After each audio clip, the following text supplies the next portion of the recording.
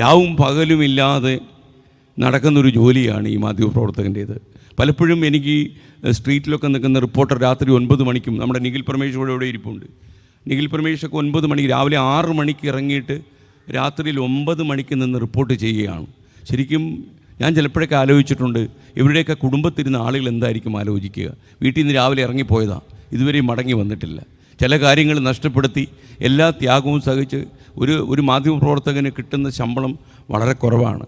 ചിലർ 20 ലക്ഷം 50 ലക്ഷമൊക്കെ ശമ്പളം വാങ്ങുന്നു എന്നൊക്കെ സോഷ്യൽ മീഡിയയിൽ വരും. വെറുതെ കൊതിപ്പിക്കുന്നതാണ് കേട്ടോ. നമ്മൾ ഈ ചില ആളുകൾ എന്നോട് ചോദിച്ചു, നിങ്ങൾക്ക് എത്ര ശമ്പളം കിട്ടുന്നുണ്ടെന്ന് ചോദിച്ചു. ഞാൻ പറഞ്ഞു, എനിക്കിത്തിരി കൂടുതൽ കിട്ടുന്നുണ്ടെങ്കിൽ നിങ്ങൾക്ക് ഗുണമൊന്നും ഉണ്ടാവത്തില്ലല്ലോ. വെറുതെ വീട്ടിൽ കിടക്കും പാചവട്ടി കീറാമെന്നല്ലാതെ, ഉറക്കം വരാതിരിക്കാമെന്നല്ലാതെ വേറെ എന്തെങ്കിലും ഗുണമുണ്ടോയെന്ന്. അല്ല, ഗുണമില്ല, എന്നാലും ഒന്ന് അറിഞ്ഞിരിക്കാമെന്ന് വെച്ചാൽ.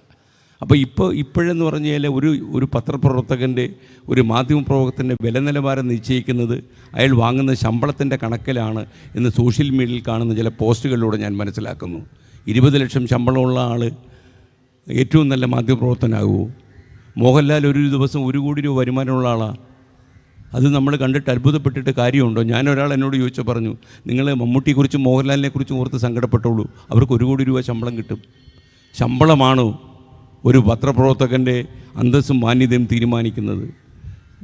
നമ്മുടെ സമൂഹം, എനിക്ക് തോന്നുന്നു കഴിഞ്ഞ ഒരു കോവിഡ് കാലത്തിന് ശേഷം ഈ നമ്മുടെ ചരിത്രത്തെ നമ്മൾ കോവിഡിന് മുമ്പും പിമ്പും എന്ന് വെട്ടിമുറിക്കുകയാണെങ്കിൽ അത്ഭുതപ്പെടുത്തുന്ന മാറ്റമാണ് ഈ സമൂഹത്തിൽ കോവിഡ് വരുത്തിയത്. കോവിഡിന് ശേഷം എല്ലാം മറിയുകയാണ്. അപ്പം നമുക്ക് ഈ ലോകത്തിൻ്റെ, ഈ ആഗോള ഗ്രാമത്തിൻ്റെ ഇങ്ങേത്തലക്കിൽ കൊച്ചു മണ്ണിലിരുന്ന് നമ്മൾ ആലോചിക്കുമ്പോൾ നമ്മളെ അത്ഭുതപ്പെടുത്തുന്ന രീതിയിൽ കാര്യങ്ങൾ മാറുന്നു.